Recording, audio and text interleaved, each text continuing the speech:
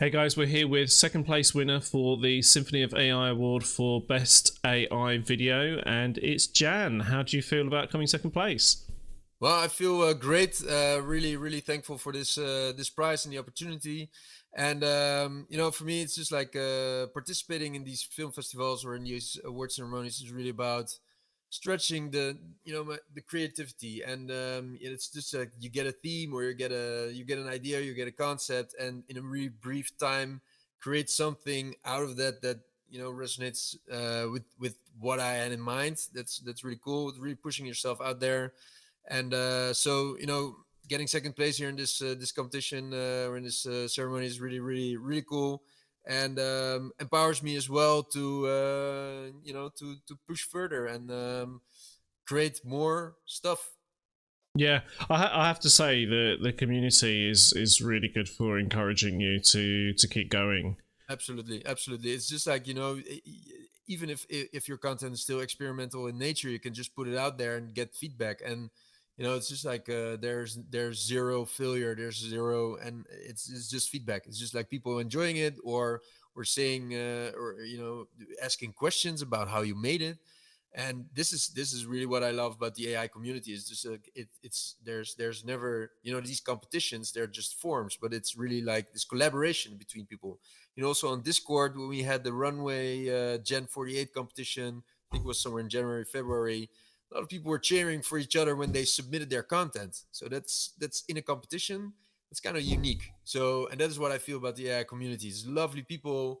Also, I really loved meeting people live. We met as well. It was such an amazing vibe. It's like we've been knowing each other for years. That's how good Yeah, the community yeah. is. For the audience, we actually met a few weeks ago in Amsterdam, actually at Yeah, the AI Film Festival. yeah, Yeah, it was fun. It's so strange meeting all these people off yeah. But it LinkedIn. also felt pretty normal because Yeah, we've been hanging out, and yeah, we're just talking to exactly. each Yeah, other. the conversation just flows like that, doesn't it? Yeah, I had that with Billy as well. We were just commenting on each other's posts for a while, and then just started talking in the podcast, and was really like, I know this guy for years. So that's how Yeah. cool this community is. Yeah. It's awesome. Yeah. All right. So, could you tell us a little bit about yourself for people that don't know much? Yeah, What have you been doing the last few years? yeah. So my name is Jan Willem. I'm from the Netherlands. So I work as a creative director at Video State. This is a company I founded last year. So I actually started in the early of January 2023 with a YouTube channel, just sharing my knowledge and what I saw with the rise of AI video back then. And I've been producing video myself since 2016. Before that, I had a career in events and exhibitions. Yeah, so there in that time in the event exhibitions, the project management skills really helped me in creating videos for clients. I've traveled through the entire spectrum of like creating hand drawn animations to like creating videos for hotels and real estate. But now this time where I actually can create films, this is a dream come true. As you can see behind me, this is really like the video. I grew up in the VHS era in the video store, studied a lot of this artwork, and even when my parents lost me, they would call the video store and ask them, "Hey, can you tell them that we were going to have dinner soon?" So they could send me away. And I take a lot of my inspiration, and I find a lot of cinematic wisdom in that corner that is totally useful today because we are creating content with AI, we're creating films. But in this section here, and there's all these movies, there's so many wisdom in how to create characters, how to create worlds, the storytelling, creating these visuals. They have been converting audiences for decades, so we can learn from that as well in creating posters that are in front of our content. And with Video State, I just hope to inspire people to start their own AI filmmaking journey, because everybody can do it. Everybody can participate in these events, in these film festivals, in these ceremonies, and just stretch themselves to create, because it's our destiny. Yeah. Okay, if you could just talk us through what you were doing with this video. It's called the Cursed Chronicles. Yeah. So in my early ventures in AI video creation, I was actually, wandering around. How do you say, like walking around, wandering in the public domain. And in the public domain, I found stories that are actually 100 years old that we can use right now to reimagine. And the first two were Dracula and Frankenstein. And I was also busy in thinking about franchises and creating franchises with AI. And actually, the Universal monsters, so this is Frankenstein, Dracula, the Mummy, and the Wolfman, are part of the very first franchise that has been created in 1930. So it's almost 100 years ago by Universal. And then I found them; they were bound by a curse. Each of them, each four of them, has a curse that that weighs on them. That they have this story.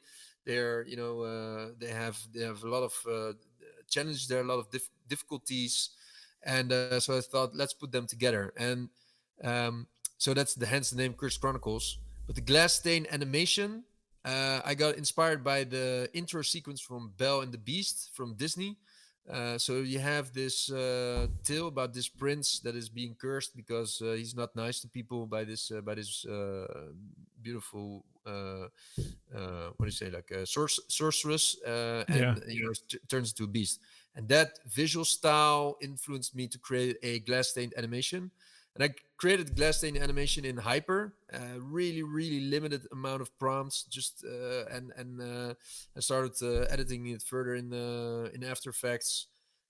Created the music, the voiceover, and I got this was actually one of the first AI film concepts that I created. Yeah, so this one is called Quantum X, and this is a car commercial that I created in Pika Labs together with the images and ideogram. And it was actually based on I started the concept based on Scarface. Scarface has the soundtrack from I think it's Morricone from Push It to the Limit. And I thought, with AI, we are pushing our limits. We are pushing our creative limits. So I wanted to create a commercial out of that. And it's really about pushing our mind. And so I thought, okay, we need a vehicle to push our mind. So hence the car. And quantum, it's relatable from quantum physics, which is really about this, this the theory and the law of attraction. That if you put your mind somewhere to it, to a certain direction, a creative direction, Oh, you the can secret. achieve Yeah. that. Yeah. So and the X in quantum X is just like the direction you point your vision to it. Um, so in the smoke you see in the car is actually your instinct. It's some kind of a every time the car changes color when it drives through the smoke. So I was a little bit, wanted to create something like this, and I broke the fourth wall a little bit by having a boy sitting in the '80s with all these toys around him, saying "Dream big, start small," which is actually the entire essence of the concept. So yeah, Just reading the you've written it. Oh, you submit it for that. Oh, yeah, was that in the thing? Was that in the cinema? I submitted it for the AI film festival, yeah, in Amsterdam. So Yeah. was it on in the cinema when I was there? No, unfortunately, it didn't get Ah, any selection. I was And going to say because I would have remembered that one. Yeah. yeah, yeah. So this was my submission for the Film Fast 72-hour competition by Pika Labs and 11 Labs. So I had 72 hours. Oh, they're doing that as well. I thought it was just Yeah, Runway. yeah. And it actually started with an email with the theme, and the theme was post realism. I got it on Friday, and I had until Sunday to create a film that resonated with the concept. And Mm. again, I was already familiar with the public domain. I was just wandering through and see which stories could be reimagined, and I came with Phantom of the Opera, which is I think was created in 1880 by this French writer. And so I started there, and I started thinking about a horror version of Phantom of the Opera. And then, when I was walking outside, it struck me that there was another character in the public domain that I could tie to it, and that was Count Dracula. This was text to image prompt in ideogram, and then upscaled, and then Pika Labs animated the video. Why? So why do you use ideogram then?